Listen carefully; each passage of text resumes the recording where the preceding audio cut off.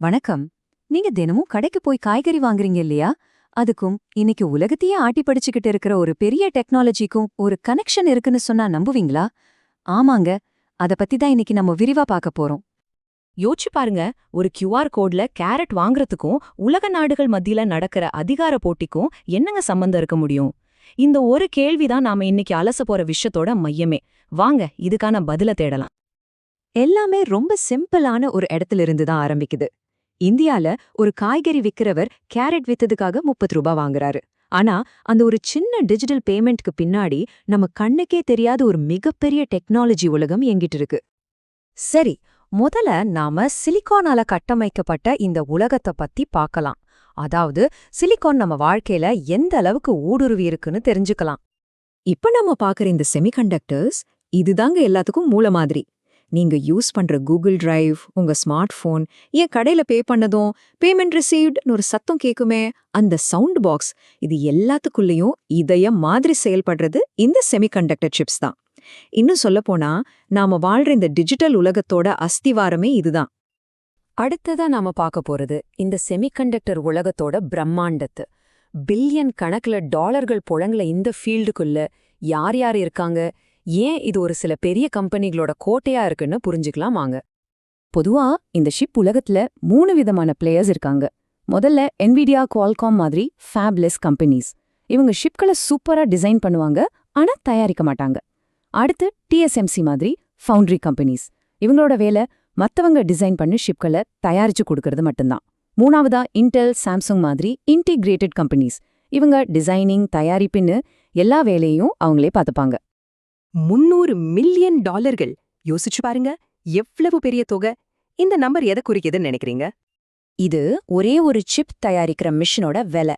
ASMLன்னு ஒரு கம்பெனி இதை தயாரிக்குது. இந்த ஒரு மிஷினை ஷிப் பண்ணவே பல 747 விமானங்கள் தேவைப்படுமாம். அப்ப பாத்துக்கோங்க இந்த இண்டஸ்ட்ரிக்குள்ள நுழைய எவ்வளோ பணம் தேவைப்படும்னு. அதனாலதான் மைண்ட்க்ரோவ் டெக்னாலஜிஸ் CTO ஷரண் ஸ்ரீனிவாஸ் சொல்றாரு, சிலிக்கன் தயாரிக்கணும்னு நினைக்கவே உங்களுக்கு பைத்தியம் பிடிச்சிருக்கணும்னு. ஆனா அப்படி ஒரு பைத்தியக்காரத்தனமான முயற்சியில இறங்குன ஒரு இந்தியன் ஸ்டார்ட் அப் பத்தி தான் நாம இப்ப பார்க்க போறோம். சரி, இவ்ளோ பெரிய ஜாம்பவான்கள் இருக்கிற இந்த துறைக்குள்ள இந்தியாவிலிருந்து ஒரு ஸ்டார்ட் அப் நுழையே துணிஞ்சிருக்கு. அதுதான் இந்தியாவின் சிப் தயாரிப்பு தேடலோட தொடக்கம். இங்க நாம ஒரு முக்கியமான விஷயத்த புரிஞ்சுக்கணும். ஒரு லேப்ல ஒரு டெக்னாலஜியை உருவாக்கி இது வேலை செய்தன்னு நிரூபிக்கிறது ஒரு வகை. ஆனா அது வச்சு மக்கள் காசு கொடுத்து வாங்கக்கூடிய நம்பகமான ஒரு பொருளை தயாரிக்கிறதுங்கிறது முற்றிலும் வேற. இந்த ரெண்டுக்கும் நடுவுல ஒரு பெரிய கேப் இருக்கு. அந்த கேப்பை ஃபில் பண்ணதா மைண்ட்க்ரோ முயற்சி பண்றாங்க. அவங்களோட இந்த கதை எப்படி ஆரம்பிச்சதுன்னு தெரியுமா? ரொம்ப சிம்பிளான ஒரு கேள்வியில தான் அவங்க ப்ரொஃபசர் கிட்ட போய் கேட்டிருக்காங்க, எங்களுக்கு எப்போ ஒரு சிப் கிடைக்கும்னு. அதுக்கு அந்த ப்ரொஃபசர் சொன்ன பதில் இருக்கே, அதுதான் எல்லாத்துக்கும் ஆரம்ப புள்ளி. அவர் சொன்னாரு, நீங்க எப்போ அதை உருவாக்குறீங்களோ அப்போ அது கிடைக்கும்னு.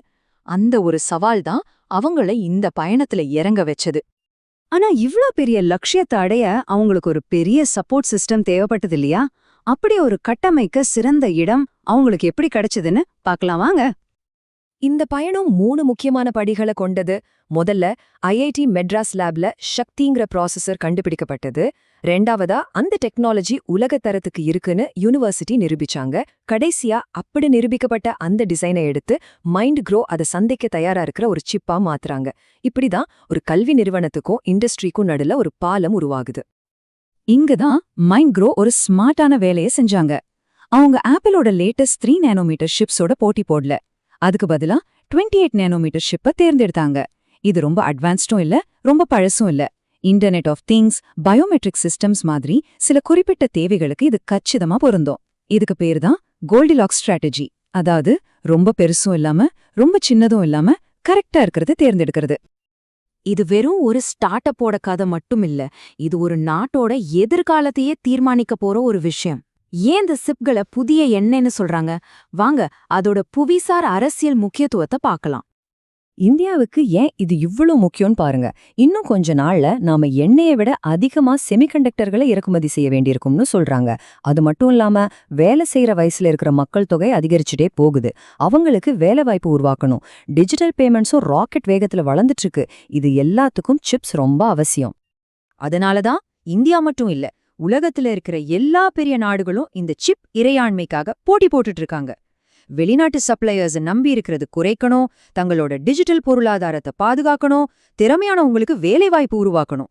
இது ஒரு விதத்துல டெக்னாலஜில தங்களோட ஆதிக்கத்தை நிலைநாட்டுறதுக்கான உலகளாவிய போட்டி. இப்போ நம்ம ஆரம்பிச்ச இடத்துக்கே வருவோம். அந்த கேரட் ஞாபகம் இருக்கா? அந்த ஒரு சின்ன டிஜிட்டல் பரிவர்த்தனைக்கு ஒரு பெரிய சிப் ஈகோசிஸ்டம் தேவைப்பட்டது. அப்போ யோசிச்சு பாருங்க, ஒரு தேசம் தன்னோட வளர்ச்சிக்கு இவ்ளோ முக்கியமான ஒரு டெக்னாலஜி முழுசா வெளிநாட்டிலேருந்து வரத அனுமதிக்குமா?